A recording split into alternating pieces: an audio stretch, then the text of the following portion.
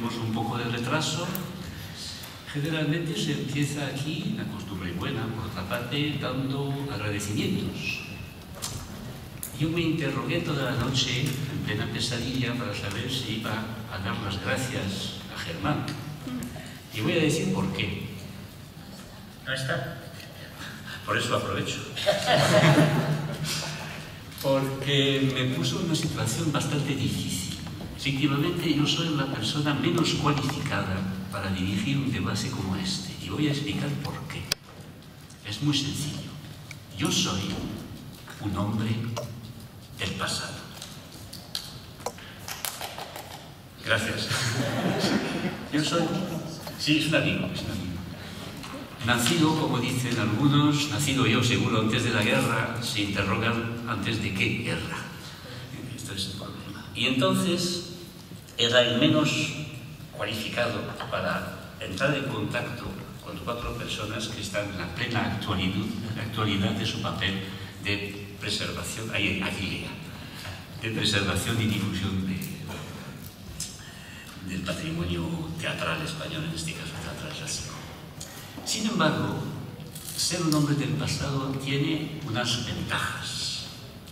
Las ventajas principales son la capacidad, que la edad no es ningún mérito, que la edad nos da de alejarnos de las cosas, de distanciamiento, de ponernos en una perspectiva completamente diferente a los que están dentro de la actividad investigadora o teatral en general. Y esto me permite medir la enorme distancia de las cosas entre los años en que empecé yo, allá por los años 60, muy lejos, del siglo anterior, y la situación de hoy. He oído aquí un montón de mensajes medio pesimistas o totalmente pesimistas. Os voy a recordar nuestras condiciones para que podáis apreciar lo que está todavía como condiciones favorables para la investigación y el teatro. Cuando empecé yo, teníamos como posibilidades nuestra inteligencia impar, evidentemente. Esto es un problema. Pero un lápiz, un bolígrafo a veces, y los que tenían dinero, un estilógrafo con tinta, cosa que existía en aquellos tiempos. Y nada más. De fondo de investigación, absolutamente nada, salvo un detalle. Cuando íbamos a Madrid u otros sitios, teníamos un fondo reservado de billetes de 5 o 10 pesetas para poder poner nuestros billetes dentro, entre los folios de los manuscritos que nosotros utilizábamos por la mañana llegando para no tener la mala sorpresa por la tarde al volver de que nos dijera el de allí una persona, no aparece.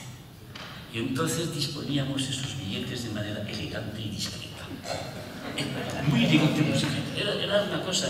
Y nada más, no teníamos absolutamente... Los fondos no existían. No hay que insistir sobre la inmensa riqueza de que habéis dispuesto vuestras generaciones como dinero. Pero con un defecto es que uno se acostumbra a tener dinero. Es mala costumbre. Bien, esto es la ventaja de poder ver las cosas, digamos, en un tiempo relativamente corto, el tiempo de una existencia, el tiempo cronológico mío, por decirlo así. Antes de pasar a otra observación, esto tiene también un inconveniente, esta acumulación. Nosotros teníamos un derecho magnífico, el derecho a ignorar. Vosotros no. Con los bancos de datos, las informaciones permanentes, internet y todas las cosas, estáis obligados a conocerlo todo. Y esta acumulación de datos, es decir, el pasar de la pobreza extrema a la riqueza extrema y cada vez más extrema cada día, implica un peligro intelectual gravísimo. Primeramente, porque esta información no es una información controlada, ni jerarquizada, ni ordenada, ni nada. Hay de todo en todo. No hablo contra nadie, la cosa es así, evidentemente. Y luego, porque da a quien lo utiliza una percepción de la investigación totalmente fragmentarizada. Son trozos. En Internet se encuentran Eso es lo que se busca. El artículo de al lado no se ve, el de antes tampoco. Y así se pierde una capacidad de visión general que permita conectar los conocimientos. Será uno de los elementos fundamentales de la evolución del conocimiento. Si pasamos ahora a digamos, una perspectiva de tiempo cronológico largo, sobre varios siglos, yo me estoy preguntando, y esta interrogación nació escuchando lo que pasó aquí durante 4 días en ese coloquio apasionante. Y me estoy preguntando la cosa siguiente. Vais a vivir, ya yo no estaré, vais a vivir lo que pasó con el Renacimiento. ¿Qué fue el Renacimiento? La reactivación renovada de una antigüedad que no había muerto, que estaba ahí, pero que se sentía como un legado común en un continuum temporal. Resucitó el Renacimiento, la antigüedad, para dejarla definitivamente como cosa del pasado y por consiguiente muerta, y ha muerto como ha muerto el latín y el griego. Proyectamos esta reflexión sobre el teatro clásico. Después del buque final magnífico de estos herramientas digitales, esta cosa magnífica que se va a aumentar, lo que va a pasar, esta restauración del teatro clásico que podemos hacer hoy con una exactitud y unos medios extraordinarios, significan la muerte definitiva de un teatro que va a ir al pasado. Es un peligro real. ¿Por qué? Porque las generaciones que están llegando, los jóvenes que se acusaron que no saben leer, que no quieren leer, no es culpa ni de ellos, un poco de los padres, casi nada de los profesores, es culpa de la sociedad en su conjunto. Pensar en el tiempo de que disponen los jóvenes hoy, cuando han dedicado su tiempo a la música, a las pantallas de todo tipo, ¿qué queda para la lectura? George Steiner lo decía hace mucho tiempo, penetraba en una habitación de un estudiante americano, no había libros, había discos, punto. Entonces, estamos trabajando quizá para un público que considere el teatro clásico como el latín y el griego, como lo vivimos hoy, ese latín maldito que yo recibo en mi revista, en que los articulistas me mandan artículos magníficos con latinajos espléndidos, pero que son un latín catastrófico, porque yo he hecho latín de generación. Bien, entonces, a estas preguntas, a estas reflexiones, para poder adelantar con ellas, nos van a ayudar a responder el magnífico público que está aquí. Y aquí es donde ahora puedo dar las gracias, en definitiva, a Germán Vega, por 2 motivos. Primeramente, porque por primera vez he podido conocer este magnífico panel de artistas que están ahí, de gente, y todo el que están aquí. Y en segundo lugar, porque tiene una mujer admirable. Detrás de cada gran organizador hay una mujer admirable. Dile las gracias, por favor. Bien, entonces, voy a dar la palabra a los miembros de la mesa del debate. Hemos pensado en una comida muy acalorada, a veces organizar la cosa como sigue, interrogarnos primero sobre el qué son estas instituciones, qué han hecho, relacionado con el teatro clásico. Después, el cómo lo han hecho, qué criterios, qué dificultades encontradas, qué errores, qué obstáculos, qué dificultades han encontrado. Van a seguir, se pueden resolver. Y finalmente, el hasta dónde o hacia dónde, que es los proyectos futuros. Y entonces vamos a empezar. A mi izquierda están las bibliotecas. Y a mi derecha es pura casualidad, esa discusión así sin que yo dijera antes. Y a mi lado, el teatro, por llamarlo así, la literatura dramática. Y el teatro está ahí, la separación entre los dos. Entonces vamos a empezar, si quieres, Ana, por ahí, y después lo haremos muy libremente, evidentemente. Cada uno puede intervenir sobre lo que dice el otro inmediatamente y el público también. Gracias. Muy bien. Pues muchas gracias, Marc. Gracias también, como no podía ser menos, a Germán. Germán es el motivo por el cual todos estamos aquí.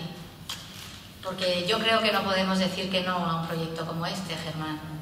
A tantos años de lucha y de compromiso Y todos los que trabajamos en instituciones culturales que tienen algo que ver con el teatro clásico, nos sentimos igualmente comprometidos contigo y muy, muy agradecidos.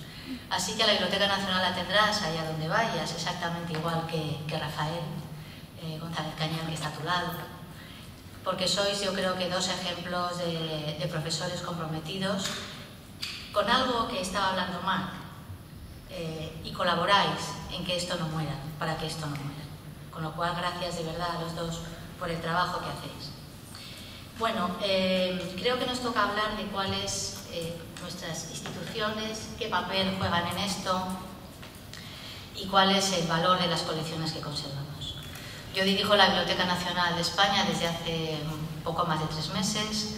Conocía bien antes la Biblioteca Nacional porque había estado trabajando en ella y realmente creo conocer el valor de sus colecciones. La colección de teatro clásico de la Biblioteca Nacional, como bien sabrán todos los investigadores que están aquí, que yo creo que han sido todos usuarios de la Biblioteca Nacional necesariamente, es la colección de teatro clásico más importante de España. Se conserva aproximadamente más de las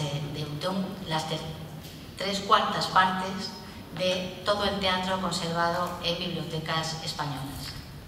Esto no es producto del azar. La historia de las bibliotecas es la historia de sus colecciones y tenemos la suerte de tener una historia de colecciones muy rica, pareja a la propia historia de España.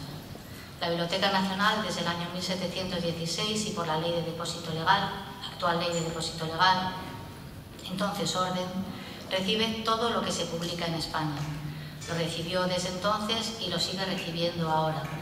Pero además, la Biblioteca Nacional, fundamentalmente en el siglo XIX, adquirió bibliotecas de coleccionistas, eruditos y bibliófilos amantes, apasionados amantes del teatro, que conservaron aquellos ejemplares, aquellas piezas, aquellas partes que estaban destinadas a desaparecer y que si no se hubieran conservado por bibliófilos apasionados que en su día creyeron que este era un ejemplar digno de ser estudiado, posiblemente ahora no hubiéramos podido acceder a ellas. Estoy hablando de muchos eruditos y algunos de ellos incluso estudiosos de la propia colección de teatro clásico. Así, la colección de la Biblioteca Nacional supera los 11.000 ejemplares manuscritos, muchos de ellos autógrafos, y ronda los 60.000 ejemplares, aproximadamente 60.000 ejemplares impresos de teatro. Somos muy conscientes de la responsabilidad que es conservar esta colección y también somos muy conscientes de la dificultad que supone conservarla y supone su difusión y su accesibilidad. Dificultad de conservación porque, como todos los que han trabajado con este tipo de material saben, eran producto de un momento, tanto de un momento de la imprenta como de un momento cultural, de la propia evolución del teatro. Se multiplicaron de manera exponencial, fundamentalmente en algunos años, pero son piezas impresas en muy mal papel de muy mala calidad, con tipos realmente malos y con dificultades de conservación en bibliotecas. También dificultades de catalogación. La identificación de este tipo de piezas, de las partes, no es siempre sencilla, aunque ya se llevan años, los bibliotecarios llevan años intentando normalizar la forma de acceder a ellas. La Biblioteca Nacional tiene un claro compromiso con la investigación y desde luego nuestro trabajo y nuestras líneas de desarrollo futuro deben acercarse al mundo de la investigación. Sabemos que conservar las colecciones no sirve para nada si no se puede acceder a ellas, si no se pueden consultar de manera erudita, es decir, no solamente leer lo que no se entiende, sino estudiar aquello a lo que se puede acceder y generar conocimiento sobre ellas. Conocimiento que no solamente las enriquece, sino que a su vez genera un conocimiento mayor. Y desde luego, desde hace años, y esto es otra evidencia, que no solamente las bibliotecas, sino cualquier investigador que debe acceder a fondos bibliotecarios lo sabe, la apuesta es digital.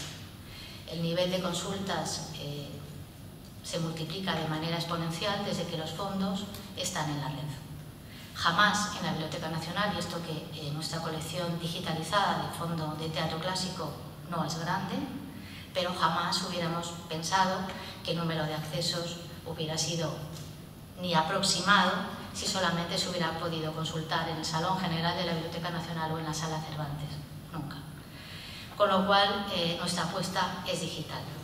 Y nuestra responsabilidad y nuestro compromiso es con el mundo de la investigación y con el mundo del conocimiento. Y en este sentido sabemos el valor de la colección que conservamos y sabemos la responsabilidad que como Biblioteca Nacional de España tenemos. Y en esto es en lo que estamos ahora mismo trabajando. Entonces, Jesús, ¿quieres?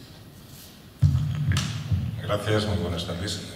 Naturalmente, la referencia a Germán es absolutamente obligada, no solamente por su capacidad, sus cualidades, su maestría intelectual, sino por un entusiasmo desbordante que es capaz de mover montañas e incluso generar macroportales como el que se ha presentado esta mañana, el Teatro Clásico Español. Gracias, Germán, y gracias también particularmente por la acogida y la amabilidad con que nos has acogido hoy aquí. Bueno, voy a procurar ser disciplinado con las instrucciones recibidas por el coordinador, por Marc, acerca de cómo son o qué son. Y me van a permitir que haga una precisión acerca de lo que es o pretende ser o va transformándose o cómo va transformándose la biblioteca virtual Miguel de Cervantes. La biblioteca nace, si me permiten, casi como una idea visionaria de un rector, de Andrés Pedreño, en 1998, cuando prácticamente el mundo digital, más que una realidad, era una promesa. Fue muy fuerte el compromiso que desde la propia universidad en un momento determinado, gracias naturalmente a una sinergia con una institución patrocinadora sin la cual no hubiese sido posible ponerla en marcha, como Banco de Santander, y después al convertirse en fundación con la Fundación Botín y otra serie de patrocinadores. Pero originalmente es un proyecto universitario, un proyecto que tenía diversas facetas.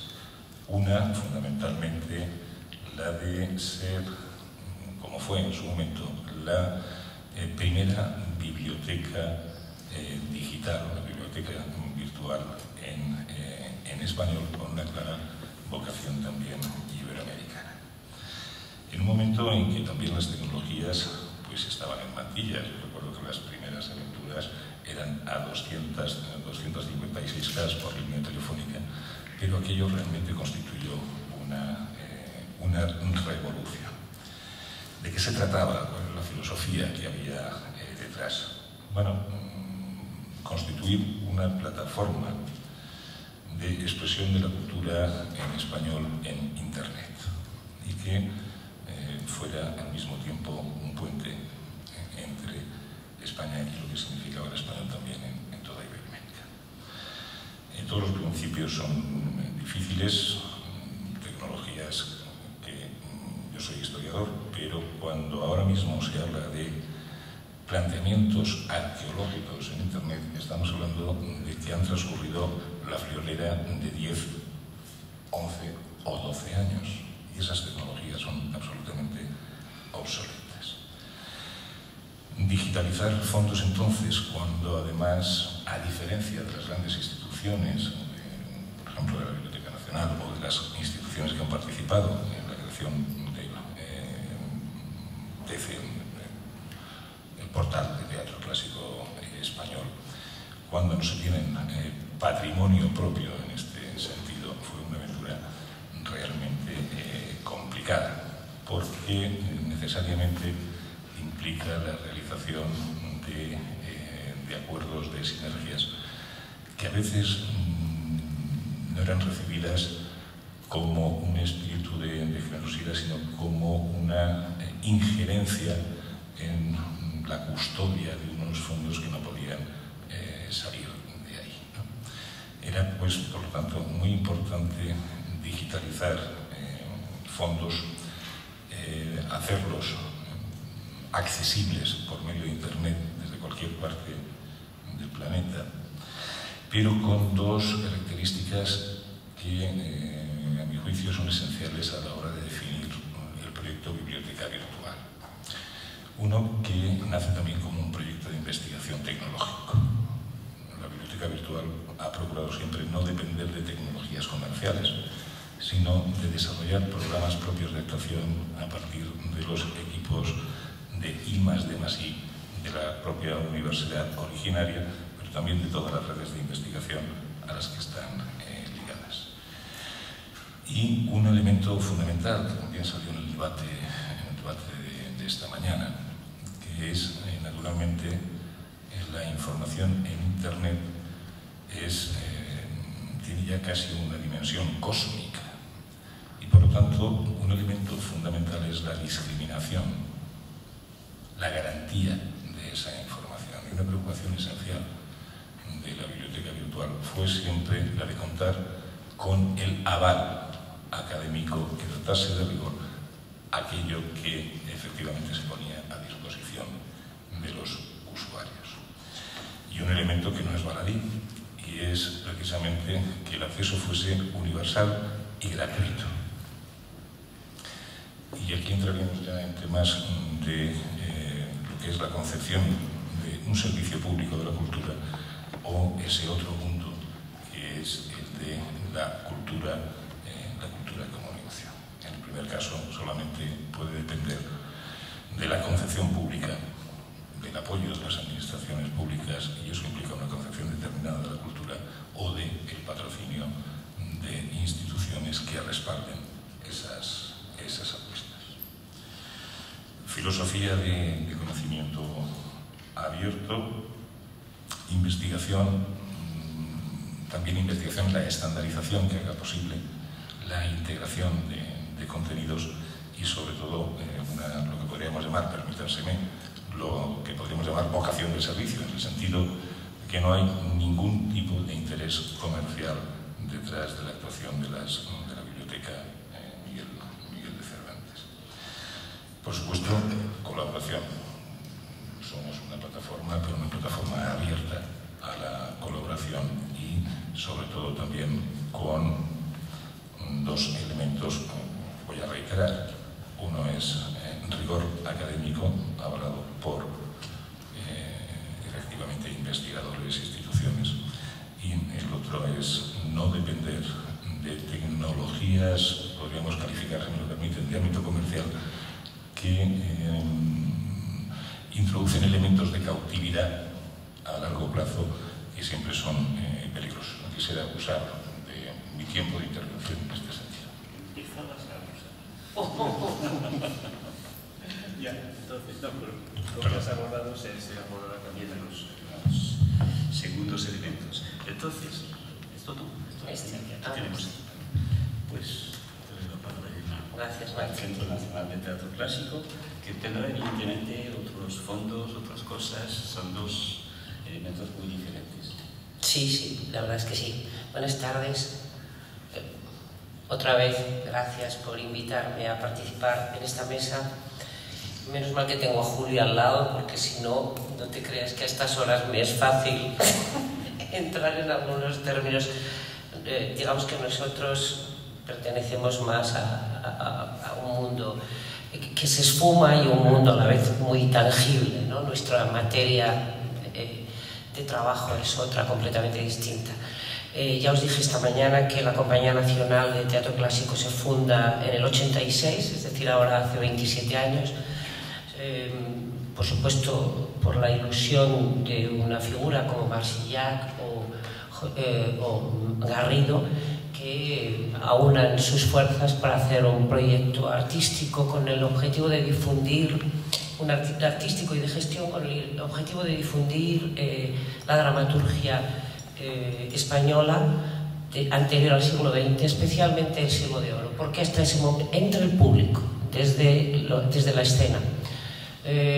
Estos 27 años, como decía también esta mañana, han sido muy intensos y muy ricos, porque la evolución ha ido acorde con los últimos 25 años, prácticamente 30 del teatro español. Es decir, nos hemos encontrado con un nivel de profesionalización en todas las áreas, al aparecer las enseñanzas regladas, al tener actores, escenógrafos, iluminadores, es decir, todos los especialistas técnicos también de todas las áreas, ya con una formación muy especial, dramaturgos de mucha altura.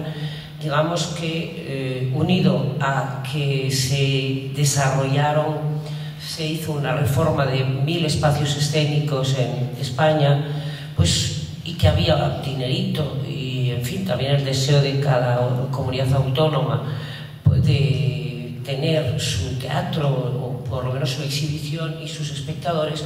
Esto ha dado una etapa de gran florecimiento al teatro en general, al teatro clásico en particular.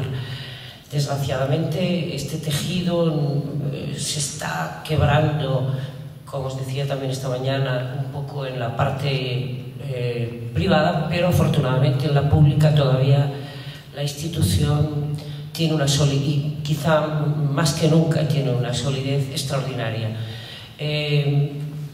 Yo entré hace 2 años ahora. La forma de entrar fue una innovación en este tipo de puestos.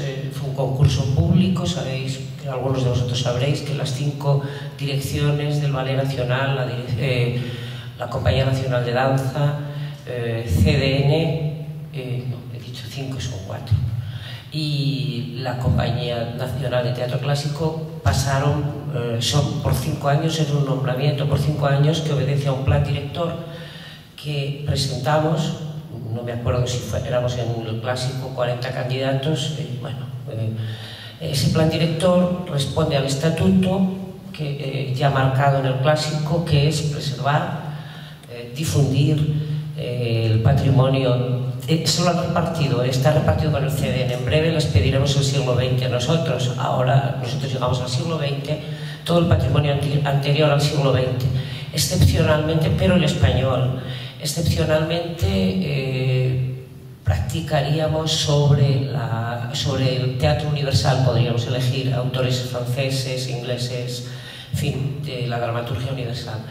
La peculiaridad que nosotros tenemos es que es un proyecto artístico y de gestión, y que es existencial. El fenómeno se produce en el presente siempre, es decir, todos los preparativos van dirigidos a ese momento en el que se encuentra el público con los actantes y con todos los técnicos y todos los equipos en el escenario, en lo que yo llamo la asamblea teatral.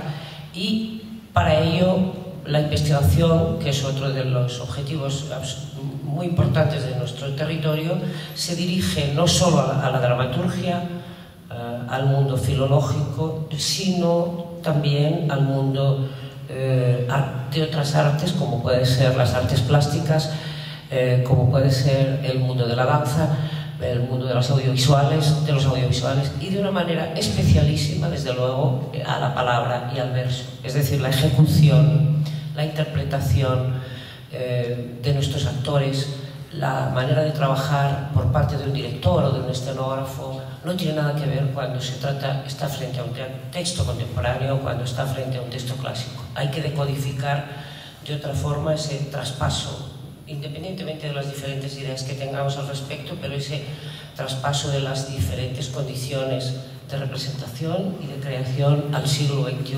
pasa necesariamente por la modernidad y por otra vivencia completamente distinta.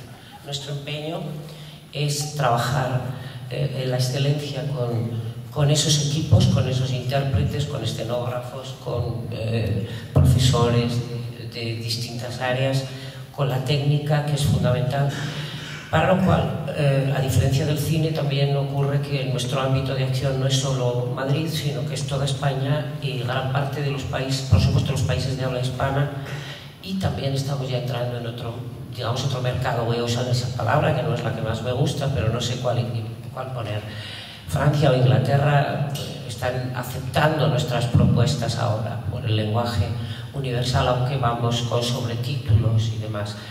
Bueno, la vivencia directa frente a lo que puede ser el cine es más barata en el proceso de producción, mucho más cara en el proceso de exhibición. Antes de ayer me decían en Almagro tenemos ahora 2 compañías, una representando el Lindo Don Diego y otra representando la Noche Toledana. Pues teníamos 6 enfermos por la noche, 6 lesionados, uno se había dado con un foco, otro le había dado un golpe de calor, en fin.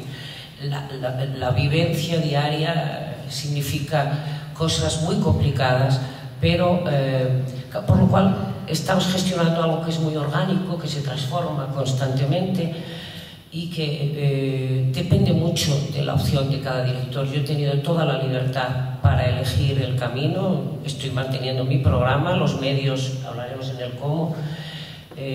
Quizá la adaptación al equipo anterior, formado por 91 personas, hasta que te haces, pues te cuesta un tiempo, lógicamente, y la diferencia con Eduardo Vasco, que fue mi predecesor, es que él apostó por 2 compañías estables para la formación, lo cual significa, bueno, una manera de hacer y significa un nivel de gastos y unas consecuencias que él y yo hemos evaluado. Es difícil cuando una compañía estable en una actividad que necesita mucho riesgo, es un problema, por lo cual tiene que ser estable e inestable.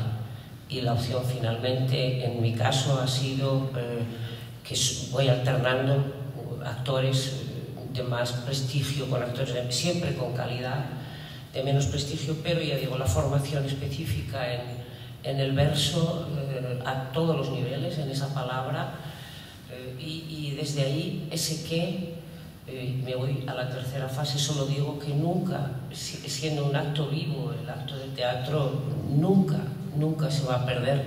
Al revés, yo considero que somos rescatadores de la palabra y de su sentido. Tendremos que seguir convenciendo a los jóvenes, y hablaré después de otros programas que mantenemos. Que me voy a pasar. Gracias. Eso es más difícil de conservar. Julio.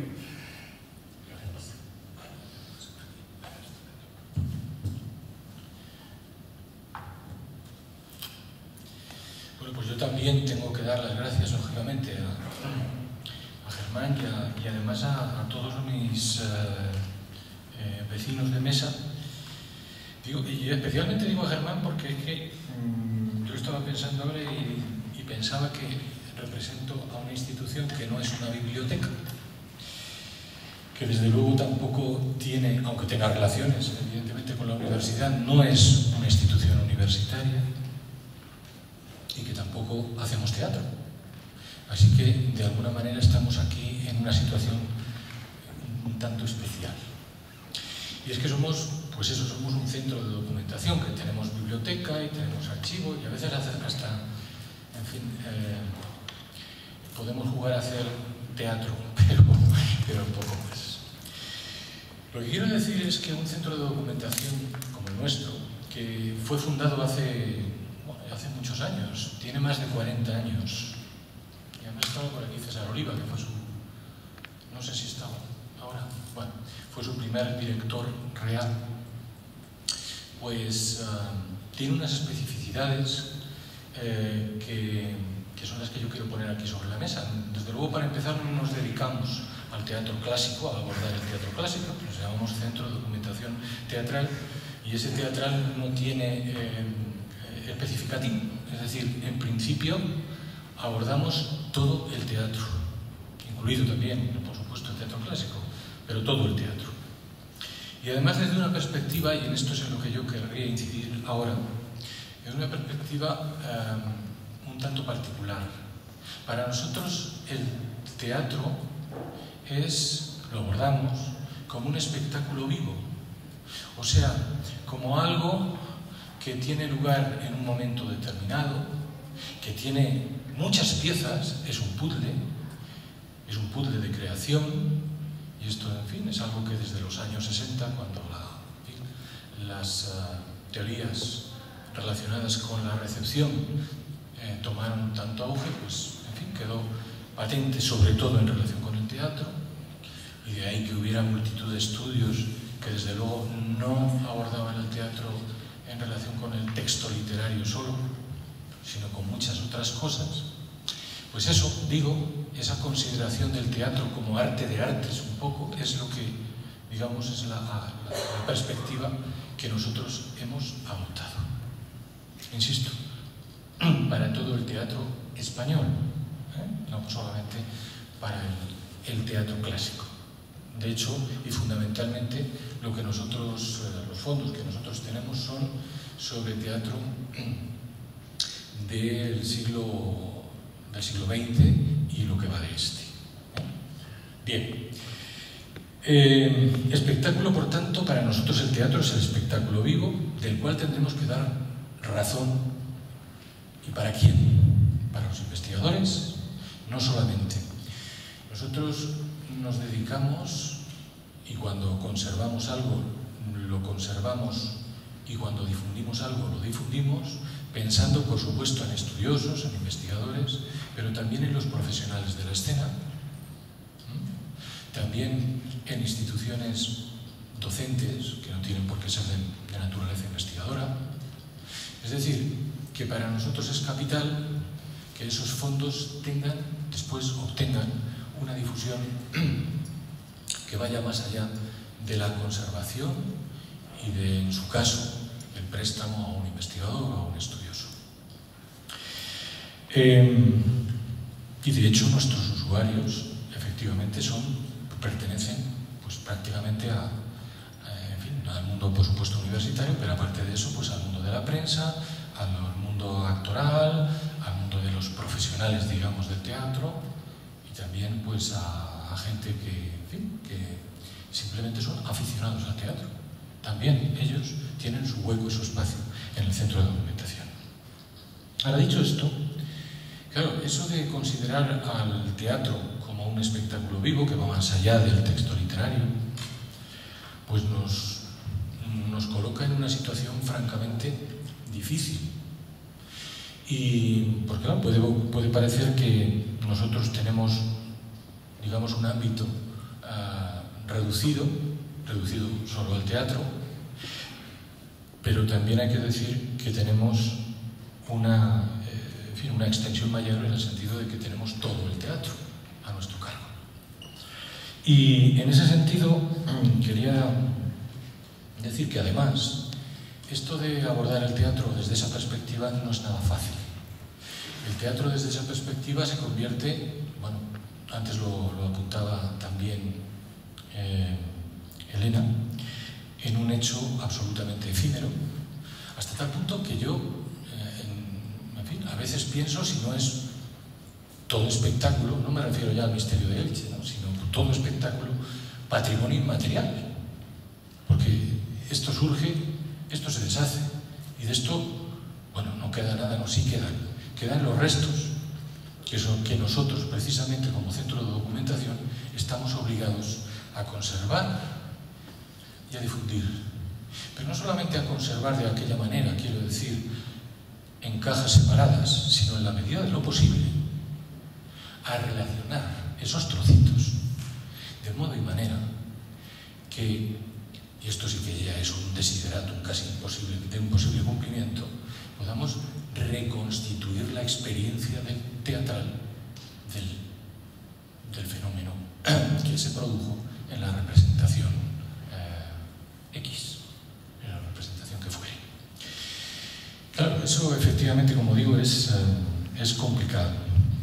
Es complicado primero, como digo, por ese carácter efímero. Es complicado por el carácter absolutamente atomizado de esos documentos. Alguien decía, en fin, con un poco de, yo creo que con acierto hace poco, no, es que esto que hacéis vosotros es como, claro, para vosotros el monumento, vuestro monumento, en realidad es el espectáculo teatral, es la puesta en escena, es todo, no solamente la puesta en escena, es, como digo, el espectáculo, y a partir de ahí las piedras de ese monumento, las piedrecitas de ese monumento son todos los documentos.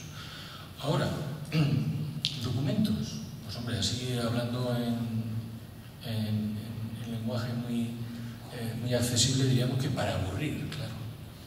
Porque claro, están las fuentes de estudio escénico, los contratos de... hablando del teatro clásico, quiero decir, por centrarnos, ¿no? Los contratos de compañía, los planos de corrales, los estados de actores, los libros de cuentas, todo eso se ha integrado, se integra también dentro del contexto de los espectáculos del siglo de oro.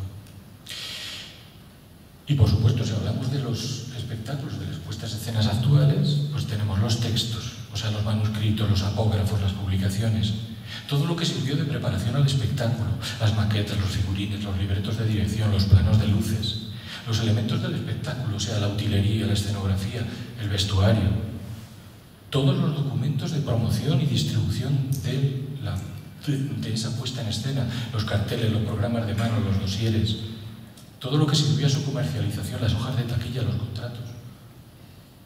Y luego ya está todo lo que sirve para la memoria del espectáculo, que en eso ya somos especialistas. Fotografías, grabaciones audiovisuales, todo lo que generan los medios de comunicación en torno a esos espectáculos. E insisto, nuestra tarea consiste en captar todo ese material, relacionarlo, y diréis, ¿cómo eso cómo se relaciona? Eso es bastante complicado. Pues sí, es muy complicado. Pero bueno, en ello estamos. Próximamente, ya adelanto algo de futuro, ya con esto cierro para ser obediente a Marc, vamos a presentar 3 bases de datos. 3 bases de datos. Una de estrenos, otra de profesionales y otra de documentos que hemos llamado de un catálogo integral. ¿Y qué cosa tienen estas 3 bases de datos que las hacen tanto especiales? Pues que en la base de estrenos yo, en fin, pondré, digo, por explicarlo un poco, lo tenía aquí, en fin, casi lo podría mostrar, pero como vamos un poco rápido, no. Ya sabéis que además lo de internet, cuando menos eso falla, ¿no? Entonces, bueno, pero si alguien tiene interés después se lo puedo enseñar. Decía que, bueno, alguien pone La vida es sueño y le pueden salir 47 representaciones de La vida es sueño, claro, desde que tenemos anotados sus estrenos, que es desde 1939. La base de datos de estrenos del centro son 39.000 estrenos, de los cuales 1.000 aproximadamente corresponden a teatro clásico,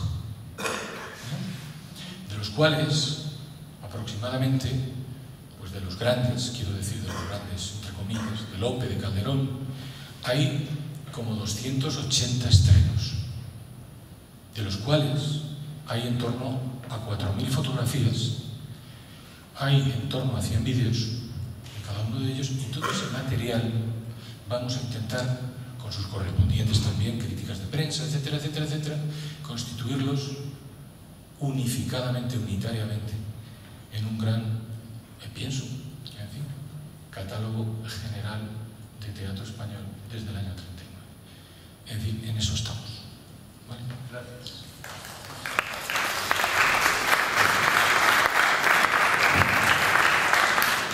Y entramos ahora en la segunda parte, la de del cómo, cómo se hizo, y más que cómo se hizo, las dificultades encontradas, los puntos, digamos, más polémicos, en cierto modo. Durante la comida abordamos, por ejemplo, el problema de los vídeos y de esa discusión. Creo que hay mucho que discutir, pero el público también que está ahí, los usuarios, pueden hacer preguntas ahora sobre los problemas que encontraron, si lo quieren hacer ahora o no. Hay alguien que puede intervenir, pero ahora para alimentar el debate, para nutrirlo. Un momento, con la luz así, no sé. Pues es mejor que...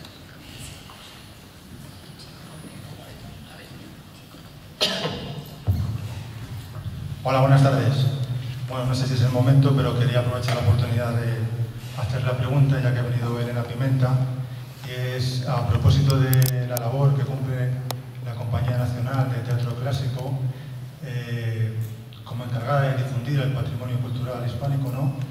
Me gustaría saber cuál es la razón por la que no participa con sus montajes del Festival Olmedo Clásico, habitualmente, por lo menos en los últimos años. Es fácil de explicar. Mira, desde luego, desde que en los 2 últimos años no ha podido ser por una cuestión escenográfica y una cuestión de plazos. No sé si has visto La vida es sueño, pero La vida es sueño, que era la primera obra que yo dirigí en la Compañía Nacional, tenía techo, tenía unas características escenográficas que no hubieran, por supuesto, pasado los controles de riesgos laborales, que sabes que son una institución pública, son excepcionalmente duros, y era imposible trabajar con ese riesgo, con un vuelo en escena, en el espacio que teníamos aquí. Y en el caso de La verdad sospechosa, que es la segunda obra que he hecho, ha ocurrido exactamente lo mismo. Sí que hemos tenido la idea de traer a la joven, pero la joven iba a estrenar primero en Valladolid, luego no estrenó, por lo cual era incompatible con Olmedo, y cuando ya lo intentamos ya no cuadraron las fechas. Justo antes de eso, nosotros hemos traído, yo con mi compañía, mi vieja compañía y siempre compañía después de esta, he estado en varias ocasiones, pero en este caso ha sido imposible. Pero no es cuestión de principio. Por Dios. Yo expliqué antes, no sé si fue esta mañana, ya no estoy muy segura. Sí, fue esta mañana.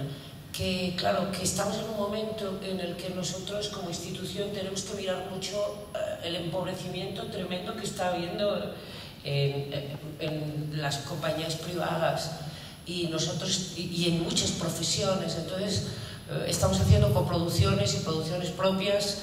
Las coproducciones se pueden mover con más facilidad porque son otras compañías que tienen otros reglamentos también internos, son compañías donde hay multidisciplinas, ¿no? La gente hace varias cosas a la vez.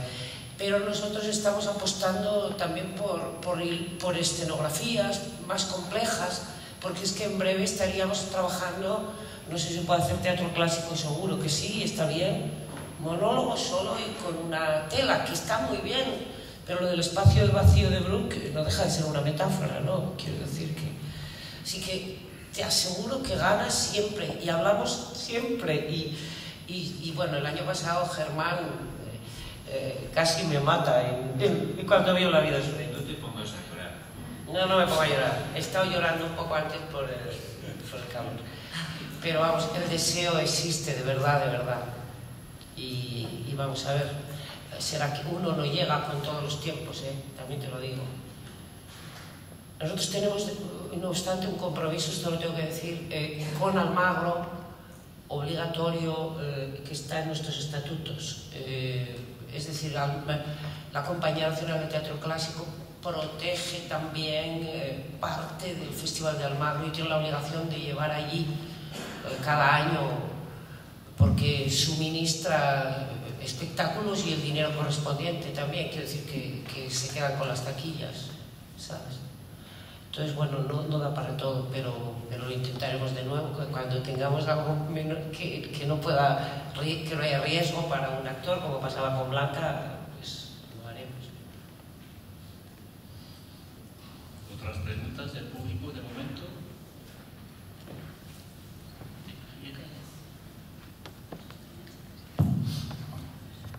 Sí, Mercedes de los Reyes. Yo quería reivindicar de nuevo aquí algo que Marc ha apuntado y que el otro día salió en una de los almuerzos que hemos tenido y que yo reivindico desde el principio de la compañía, la grabación de vídeos de calidad de las funciones. Me parece que eso forma parte de la memoria de la Compañía Nacional de Teatro Clásico y sobre todo para los que enseñamos teatro en provincias, vamos a llamarla así, sin ningún valor despectivo del término, nos es fundamental disponer de ese material de trabajo. Yo soy una afortunada y los he tenido siempre, porque me lo han prestado, pero sé que ha habido dificultades porque los mismos directores, para ellos lo consideran material de trabajo, no son buenos, por lo menos los de inicio, y tienen cierto, en fin, compromiso con actores, etcétera, para no entregarlo. Siempre me han dado la misma razón, que son, cuando lo he reivindicado públicamente, que son excesivamente caros, que hay que hacerlo con una función exclusivamente preparada para grabar, para poner las cámaras en distintos sitios, que no salga plano, pero es que yo creo que eso es algo que no se puede dejar más. El otro día vi un espectáculo en el Teatro Chaillot en París, en directo, de Eva Hierbabuena, y la verdad es que lo mantienen 2 o 3 días para el que quiera verlo. Eso me parece que es difusión también del patrimonio, y me parece que es importantísimo, fundamental. Una vez más, a pesar de ser pesada, yo sigo clamando por eso. Sí. ¿Quieres empezar? Sí, solo relativo a las justificaciones. Hoy decíamos en la comida algo muy importante, que tendremos que encontrar una regulación que todavía no se ha encontrado, se está buscando. La institución depende del Instituto Nacional de las Artes Escénicas y de la Música, y cada uno de los que participan de un espectáculo en la normativa actual tienen sus derechos, hasta los técnicos, y verdaderamente hay actores que te pueden decir: yo quiero una cantidad exuberante por hacer un vídeo. Bueno, creo que iremos cambiando la mentalidad del vídeo. Nunca será exactamente el espectáculo, pero sí será eso que... pero nunca, yo te aseguro que jamás nos hemos negado con objetivo, cuando el objetivo es docente, jamás nos hemos negado a dar el vídeo correspondiente que existe. El vídeo, no hemos hecho un vídeo especial para eso, porque verdaderamente en los plazos en los que funcionamos no se puede. Pero vamos, se irá progresando, ahora todavía no se ha resuelto. Sí, bueno, este tema es que ha salido en la comida y hemos debatido acaloradamente, también producto del vino que nos estábamos bebiendo en ese momento, sobre temas de propiedad intelectual y sobre temas de depósito legal. Yo creo que todo lo que queremos que se conserve y pensamos que se debe conservar para el futuro, incluso tenga calidad o no la tenga, se debe preservar y garantizar a través de una ley. Si no hay una ley que obligue a alguien, al productor, al editor, al distribuidor, a alguien, a depositar el producto de ese trabajo en una institución pública que garantice su preservación, su transmisión y su accesibilidad pública para todos los ciudadanos, es imposible que esto se produzca, porque va a depender de la voluntad de la directora de la compañía, de los recursos que disponga en ese momento, de 1000 circunstancias que no van a garantizar una continuidad en la preservación. Entonces, exactamente igual que pasa con los libros y con otro tipo de materiales, por ejemplo, en la Biblioteca Nacional se preservan todos los vídeos, pero son los vídeos comerciales que tienen un depósito legal. También toda la música, también toda la producción impresa que nos parece impensable ahora mismo, pues hasta los calendarios o los folletos, ¿no? Hasta hace muy poco. Pero está allí y ha permanecido allí durante 300 años y seguirá permaneciendo. Y ahora vamos a preservar los contenidos digitales, es decir, la información sobre la cultura española que está en la red, tanto la que está libre como la que no lo está, por ley, por un real decreto de depósito legal electrónico, exactamente lo mismo, se solucionaría así. Y eso luchar con los poderes públicos para que garanticen a través de un real decreto, aunque sea la preservación. Yo creo, me perdonéis un momento, yo creo que Mercedes se refería a grabaciones de alta calidad, quiero decir, a grabaciones súper profesionales. Por supuesto, por supuesto. Bueno, yo ahí... Bueno, si no de alta calidad, de calidad, porque hay vídeos oscuros que no se ven. Pero claro, vamos a ver, yo, en fin, en esto, permitidme que sea un poco... intente ser un poco estricto. Evidentemente, cualquier grabación de los años 90 es una grabación oscura, pero es que entonces se grababa así. Quiero decir que si tú tienes una grabación personal de aquellos años, si es que te atreves a verla, quiero decir, por eso posiblemente, pues ocurra exactamente eso. Es decir, que la grabación ha perdido gran parte de su calidad y desde luego en absoluto es lo que puede ser hoy una grabación digital. De hecho, hecho, a nosotros nos ha ocurrido, a partir del año 98-99, nuestro archivo es otro completamente distinto. Claro, es decir, una grabación del año 81 o 82 de, en fin, sobre, yo qué sé, sobre los baños de Argel de Nieva, pues en fin, es en blanco y negro y además muy allá. Yo tengo aquí ahora mismo, había traído, en fin, para que viéramos una grabación del año 79 del alcalde de Zalamea, de Fernando Fernán Gómez. No le pidamos calidad a aquello. Es lo que hay. Ahora, lo que hay es importante desde el punto de vista documental. El ver moverse a Fernando Fernán Gómez sobre el escenario y oír su voz y sus matizaciones es muy importante, por lo menos a mí me lo parece. Ahora, dicho eso, también tengo que decir otra cosa. El coste de hacer una grabación profesionalizada. Bueno, yo, en fin, porque no se diga lo que lo digo yo. El otro día leía una entrevista que le habían hecho al director del Centro Nacional de Artes Audiovisuales del Museo Nacional Británico de Teatro. Y decía, y venía, en fin, hablando de dificultades, venía a poner el acento en esta parte. Es que hacer eso bien cuesta mucho dinero. Y él decía, ¿saben ustedes cuánto cuesta? Porque es que nosotros no grabamos solo en teatro público, pero además en teatros públicos también tenemos ese problema. Que es que para hacer una cosa muy bien, necesitaríamos para empezar todo el patio de butacas. Y eso cuesta muchísimo dinero. De hecho, este hombre decía, es que eso cuesta en torno a 15.000 libras en Inglaterra, hacer una grabación profesional allí. Porque cada butaca cuesta 55 libras. ¿Estamos dispuestos a eso? Hombre, si hubiera público para que luego lo pagara, de hecho, hay alguna página web en Inglaterra donde se pueden ver maravillosas puestas en escena de teatro clásico, Enrique VIII últimamente, y bueno, lo que pasa es, antes lo decíamos en la comida, es que te cobran 5 libras por el préstamo, o te cobran 8 si lo quieres tener, y si no, 11 en calidad, en alta definición. Bueno, ¿hay público aquí para sostener eso? Pues no lo sé, lo lanzo a quien quiera recoger el guante. Pero por cierto, las grabaciones, que yo creo que no son malas, que se hacen últimamente, están accesibles a todo el personal, quiero decir, universitario, etcétera, etcétera, a través del préstamo del Centro de Documentación Teatral, desde hace muchos años. Buenas tardes. Necesito que me ayuden porque yo busco un documento textil, es decir, vestidos y escenografías. Me voy al Museo Nacional de Teatro de Almagro, no está. Me voy al Museo Reina Sofía, no está. Me voy al Museo de Traje, no está. ¿Dónde está? No ha venido. Bueno, sí, tiene que estar, ¿no? Yo sé que tiene que estar. Por ejemplo, muy concretamente, las escenografías, por ejemplo, los telones que pintaba Dalí, dentro de muy poco vamos a disfrutar de uno que viene de Montevideo y que es el de la ópera de Tristán e Isolda. Maravillas, ¿no? Joyas.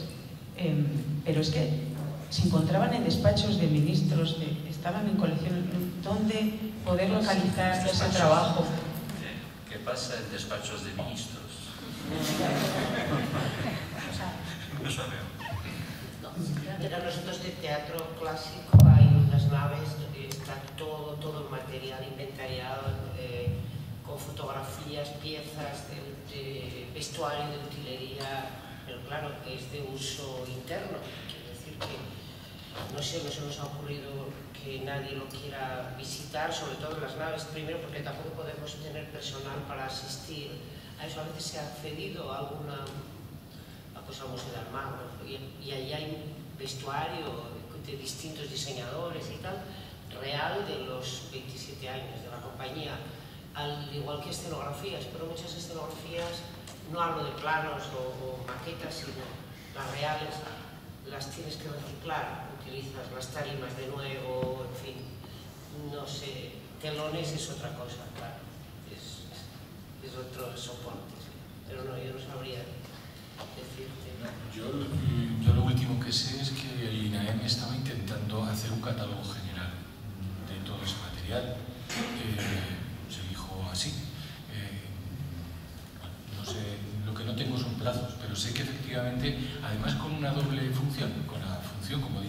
puede servir para otros montajes, lo que también es bueno, es decir, aunque un vestuario, y eso es lo que están haciendo, ¿no? Es decir, utilizar el vestuario, reutilización del propio material, pero también, ¿por qué no?, para que un estudioso se pueda acercar. Eso sí, a veces es difícil, una escenografía, verla es complicado, quiero decir, solamente que no es lo mismo sacar eso de un libro. Es decir, lo que sí es posible y haya que hacer será, lógicamente, fotografiar esos figurines, esas escenografías en un futuro. Ahora, tocar, como decías, el tejido, a veces va a ser un poco complicado. A veces va a ser un poco complicado, en otras ocasiones no. De lo que decías de Dalí, pues efectivamente sí fue, que así ha ocurrido y bueno, hay que remitirse a cosas como esa e incluso, no lo sé, pero del propio Don Juan, ¿no?, del montaje que hizo Don Juan de Dalí, pues efectivamente hay muchas cosas que desde luego ni en el centro ni en el museo están. Solo puedo decir eso. Todavía. Para volver un poco a la literatura dramática, que está bien importante. Dos preguntas yo haría a mis vecinos de la izquierda. Primero, el ritmo futuro de la digitalización de los fondos de la Nacional, ¿cuál es? Y por tu parte, una cosa que a mí me preocupa mucho, los errores que hay en todo el banco, que son normales. ¿Cómo se hacen las correcciones? ¿Quién se encarga de esto? ¿Hasta qué punto? ¿Cómo seleccionas los textos que ponen aquí dentro? Porque entre varias ediciones, por ejemplo, varias posibilidades de un mismo texto, ¿cómo pasan estas cosas? ¿Tú empiezas? Pues, ¿cuál va a ser el ritmo futuro? Pues realmente el ritmo no lo sabemos, no lo podemos saber ahora. Más o menos. Más o menos. La Biblioteca Nacional comenzó en el año 2008 a digitalizar la colección de teatro clásico, gracias a la colaboración de la Biblioteca Virtual Miguel de Cervantes. Y entonces yo creo que era un poco pronto todavía, pero fue un proyecto muy entusiasta, asesorado por Germán Vega y por Rafael González Cañar, gracias también al impulso de la entonces jefa de reserva impresa de la Biblioteca Nacional, Isabel Moyano. Hicieron un portal novedoso, estamos hablando de finales del año 2008, principios del año 2009. Se digitalizaron más de 200 obras de la colección propia de la Biblioteca Nacional, entre ellas, por ejemplo, creo recordar que son 120 manuscritos autógrafos, y también las principales fuentes de referencia, las principales bibliografías, y tuvo muchísimo éxito. Tuvo en los primeros años, no llega a 2, más de 80.000 accesos, no recuperaciones de páginas, no descargas de páginas, estamos hablando de accesos, fundamentalmente, entonces pensamos que curiosamente, ahora ya no lo pensamos tanto, de países latinoamericanos. Pero en el año 2009 la Biblioteca Nacional firmó un acuerdo de colaboración con Telefónica y empezó un nuevo proyecto de digitalización, que es la Biblioteca Digital Hispánica. En ese momento los objetivos de la institución cambiaron y todos los esfuerzos se volcaron en la digitalización masiva para intentar crear esta nueva biblioteca digital. Actualmente la colección de teatro clásico es una colección dentro de la Biblioteca Digital Hispánica. Es una colección visible, accesible. Yo creo que se ha mejorado bastante la herramienta, con todas las dificultades que tienen este tipo de herramientas, y es una colección muy utilizada. Vamos a seguir creando, aumentando y creando recursos propios sobre esta colección. ¿Qué vamos a hacer? Lo que no vamos a hacer es duplicar esfuerzos que ya se han hecho en la Biblioteca Virtual Miguel de Cervantes, que ha hecho un magnífico portal que hoy ha presentado y a los cuales quiero felicitar públicamente por el esfuerzo que han realizado. Yo creo que es de gran utilidad y desde luego desde las instituciones es absurdo que repitamos lo mismo que ya está hecho. Yo creo que nuestra obligación es intentar colaborar en aquellos proyectos que son punteros en un momento, pero que sobre todo están destinados y que deben ser enriquecidos, mantenidos y mejorados a lo largo del tiempo. Y esta es ahora mismo la misión de la Biblioteca Nacional. Vamos a seguir digitalizando la colección de teatro clásico, sin duda alguna, porque es una de nuestras colecciones emblemáticas. Y es una colección que además, como demuestra este encuentro y otros que hay, está viva y está necesitada de consulta y está necesitada de difusión. Y vamos a seguir digitalizándola. Y vamos a contar con la ayuda de los que realmente saben qué es lo que hay que poner a disposición de todos, porque qué es lo que de verdad hace falta y se va a utilizar. Digitalizar es muy caro. Esto, las personas que trabajan en la Biblioteca Manuel Bravo Jesús, en la Biblioteca Virtual Miguel de Cervantes, saben lo carísimo que es, sobre todo cuando estamos hablando de páginas de manuscritos, y este tipo de material, también el impreso, es de difícil digitalización, con lo cual es absurdo que dupliquemos esfuerzos y que dupliquemos también mantenimiento de páginas. A mí me gustaría acertar en lo que se va a digitalizar, pero para acertar necesitamos el consejo de los expertos, que nos digan en qué se está trabajando, cuáles son las líneas de investigación. Y ahí van a encontrar a la Biblioteca Nacional al lado de esas líneas de investigación, digitalizando los fondos que realmente son necesarios para las líneas de investigación que se están desarrollando. Nos gustaría aumentar la colección en breve. El tiempo no lo sabemos. Vamos a iniciar otro proyecto de colaboración, a retomar ese viejo proyecto con la Biblioteca Virtual Miguel de Cervantes, y yo espero que en un futuro próximo y no lejano la colección de teatro clásico se aumente de manera sustancial y podamos poner a disposición en Internet de todos, sobre todo aquellos ejemplares que son únicos y que solamente están depositados en las colecciones de la Biblioteca Nacional o que tienen un índice de rareza suficiente como para que su consulta en otras bibliotecas sea fundamentalmente para los investigadores de las líneas que hemos hablado antes de difícil acceso. Y ese va a ser nuestro trabajo. A nosotros nos gustaría también. Hay que acertar. Bueno, yo creo que todos estamos animados de los mismos propósitos, también lo comentábamos en la comida, pero creo que un elemento fundamental también dentro de la investigación es la paciencia. Quiero decir, el régimen de velocidad, a todos nos gustaría tener en este momento un acceso universal a absolutamente todo lo publicado, todo lo conservado, pero efectivamente la posibilidad de hacerlo pues está limitado por muchos elementos, desde los económicos hasta de otro tipo, que es un territorio en el que preferiría no entrar por prudencia. Vamos a ver, digitalizar no es solamente hacer una fotografía o un PDF. Esta es una forma de digitalización.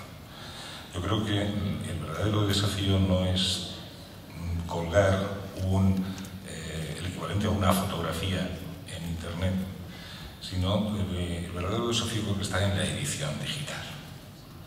Esta mañana también ha salido aquí el problema de lo que es escribir para el medio digital. Quizá, cuando se está hablando de futuro, bueno, quizá la escritura para el medio digital vaya a tener sus propias reglas, sus propias derivaciones, sus propios metadatos. No es la transformación de una forma de escribir en papel a un formato digital. Esto es un cambio de medio, no es un cambio de filosofía en lo que habrá. ¿Qué nos encontraremos? Bueno, pues al ritmo de transformación que vamos, y puesto que, como decía antes, se habla de arqueología, cuando estamos hablando de fechas de apenas hace una década, pues el tiempo lo dirá, porque afortunadamente también estamos en una sociedad plural donde las demandas son de muy diverso tipo y no siempre es posible planificar ni calcular cuáles van a ser los resultados de las acciones, ¿no?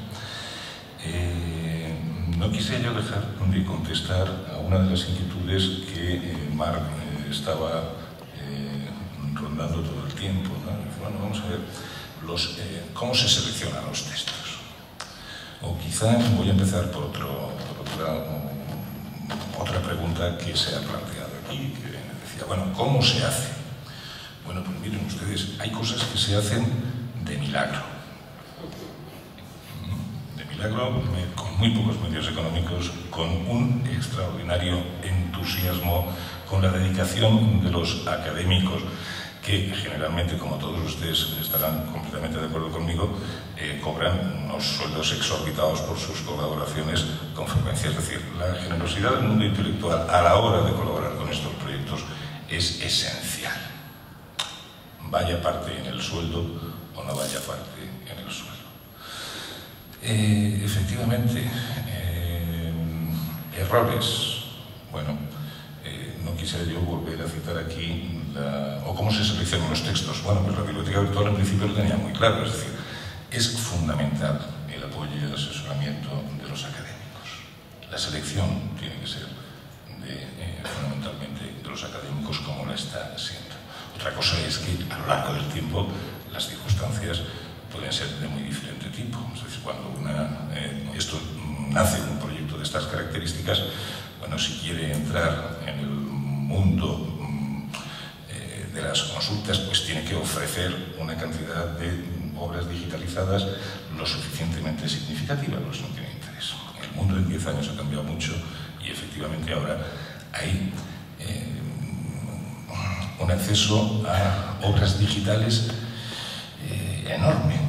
Otra cosa son las calidades de esas ediciones digitales, otra cosa es si se trata de PDF, otra cosa es si se trata de ediciones digitales, de ediciones marcadas y sobre todo de ediciones tuteladas, realizadas por académicos o por profesionales. Y esto es un verdadero valor añadido, que además hay que acompañar, como se acompaña con un aparato crítico, creo que tal.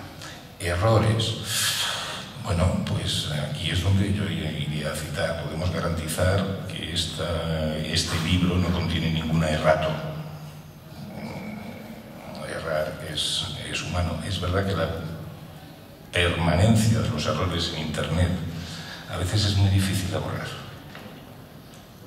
A veces es muy difícil de borrar porque, bueno, no en los servidores que uno controla, no en los servidores propios, que efectivamente esos errores que se producen naturalmente.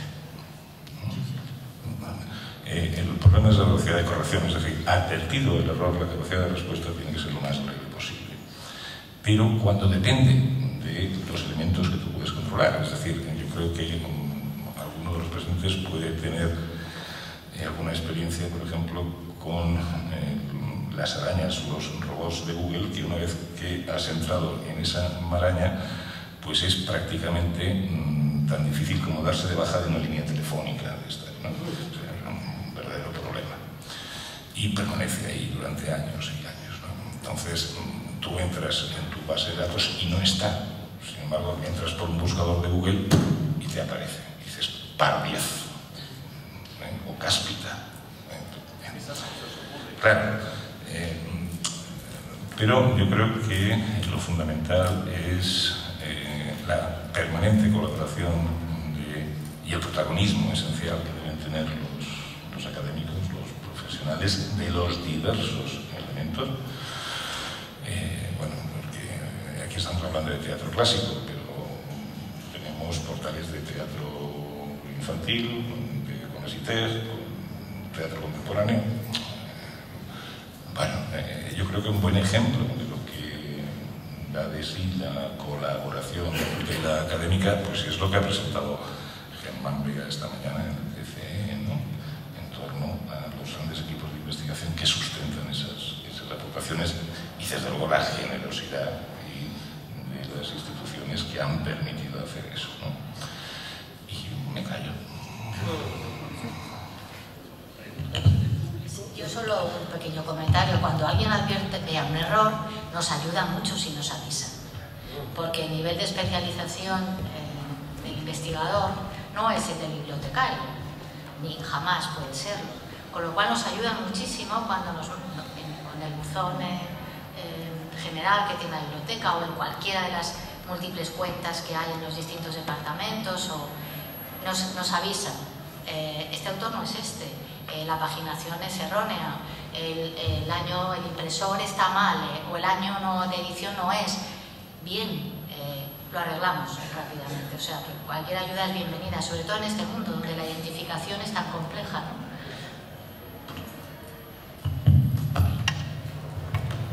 Buenas tardes.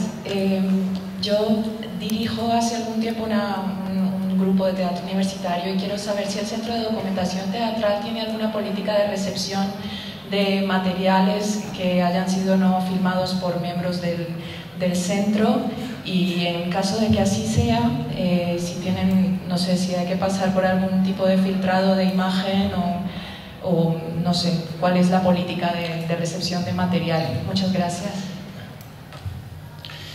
Mira, actualmente en el portal hay en la zona de servicios, en el menú, hay unos servicios de colaboración que llamamos, de colaboración entre usuarios y el propio centro, uno de los cuales precisamente va a eso que me estás diciendo.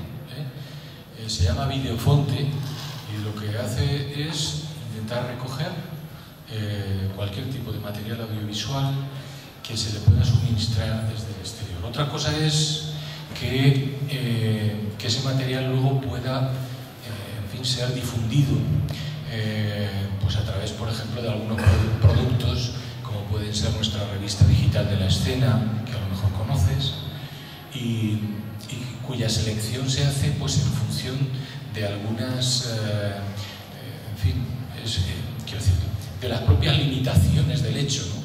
Es decir, la revista tiene cabida para aproximadamente 100 espectáculos de los 1000 y pico que se hacen en España, y hay que hacer algún criterio selectivo. El criterio selectivo pues suele ser, primero se eligen por secciones genéricas, es decir, que el clásico tiene, el teatro clásico tiene su parcela, el teatro contemporáneo también, el teatro, digamos, más arriesgado también, y luego también intentamos llegar a todas las zonas de España, es decir, que de todas las comunidades haya algunos espectáculos.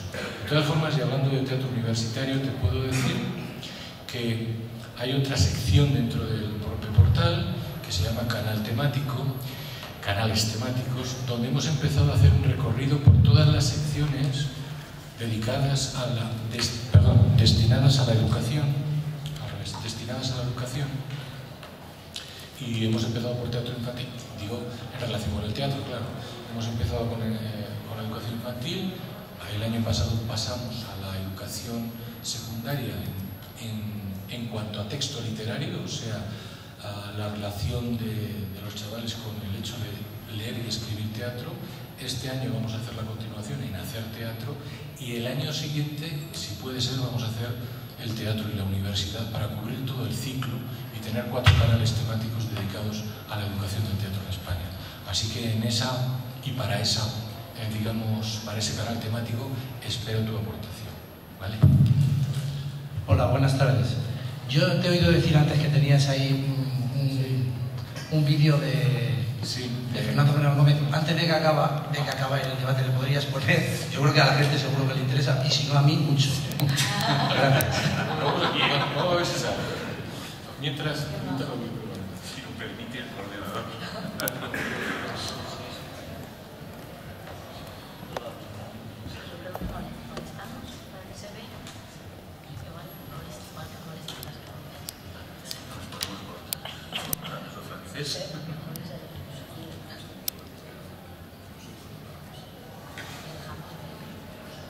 ¿Hay otras preguntas mientras tanto? Nos quedan pocos minutos, estamos ya en el límite oficial.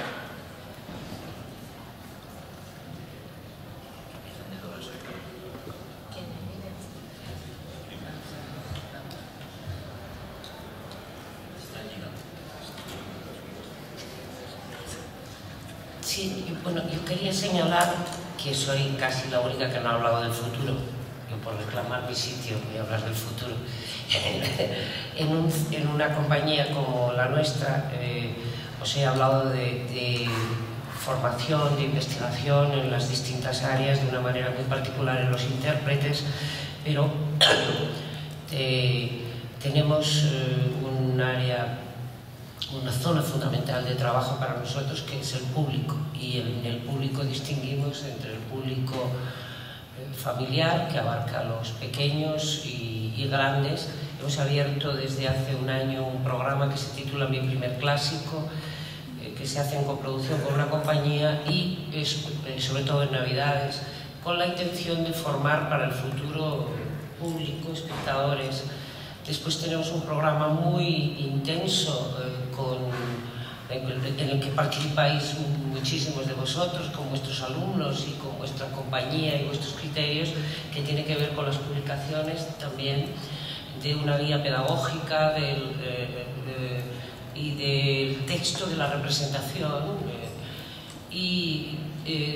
Después estamos abriendo ahora un programa con América Latina, porque estamos explorando sobre la oralidad, es decir, cómo en distintos países se representa ese patrimonio que tiene en común con nosotros la lengua, y sin embargo tiene unas diferencias fonéticas muy importantes y también de cultura. Actualmente se está ensayando ya en Buenos Aires Los Áspides de Cleopatra, de Rojas Zorrilla, a cargo de Guillermo Heras, con un equipo nuestro, y es un programa que hemos incentivado nosotros. Es una coproducción con el Complejo Teatral de Buenos Aires. El año que viene se hará con México, y tiene la peculiaridad de que los actores son argentinos, hablan con su acento, y para nosotros como exploradores de lo vivo es algo, del teatro en vivo, es algo muy muy importante. Y bueno, pues ese desarrollo se hace no solo yendo a nosotros a representar allí, sino ofreciendo especialistas nuestros y trabajando con ellos. Y lo veremos este año en Madrid también, ese espectáculo, ya digo, representado por argentinos. Y hasta aquí. Bueno, antes de proyectar la cosa, creo que nuestras cabezas pueden ser una de ellas. Entonces vamos a bajar, no sin dar las gracias al público, y yo dar las gracias a los miembros de la mesa.